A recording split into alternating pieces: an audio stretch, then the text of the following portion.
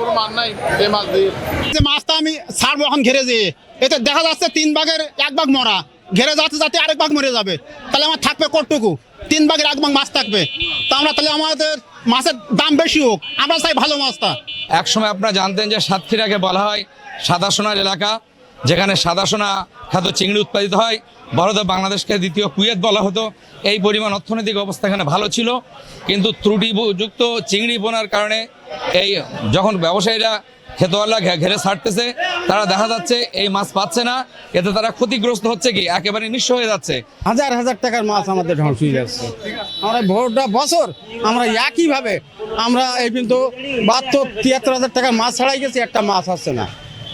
10,000 মাছ ছাড়ালি আমরা মাছ পাচ্ছি 300 পিস মাছ, আর না। এখানে প্রতিদিন কোটি কোটি টাকার পোনা লেনদেন হয়, কিন্তু বিগত 2-3 বছর যাবৎ কক্সবাজার সমুদ্রে সৃষ্ট পানির আসার কারণে যে পোনাটা বাজারে আসতেছে, এই মাছটা অধিকাংশ মাছের ভিতরে পজিটিভ আসছে, মানে ভাইরাস আছে।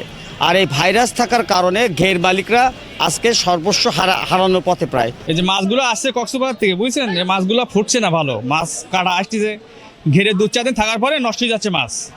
এ তো যাচ্ছে কোনো সরকারি কর্মকর্তারা আমাদের পদক্ষেপ নিচ্ছে না, বা আমরা খুবই ক্ষতিগ্রস্ত হয়ে গেছি আর কি।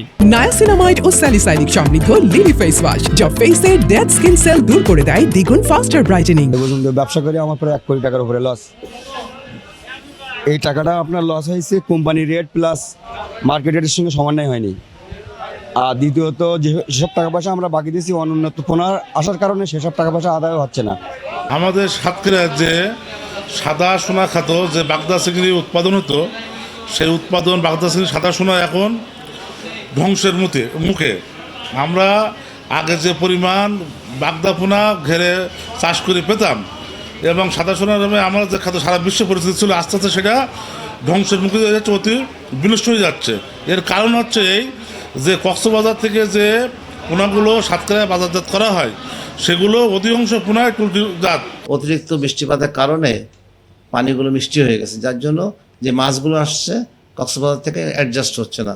এখানে মৎস্য কর্মকর্তা যারা আছেন তারা মাছগুলো দেখছেন, শুনছেন এবং সেটা নিয়ে পরীক্ষা PCR ল্যাবেও দিচ্ছেন।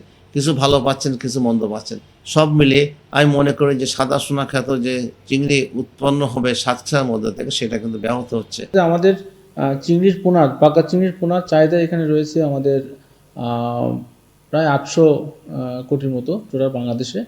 তার ভিতরে আমাদের সাতক্ষীরাতেই যে চাহিদা সেটা 300 কোটির মতো।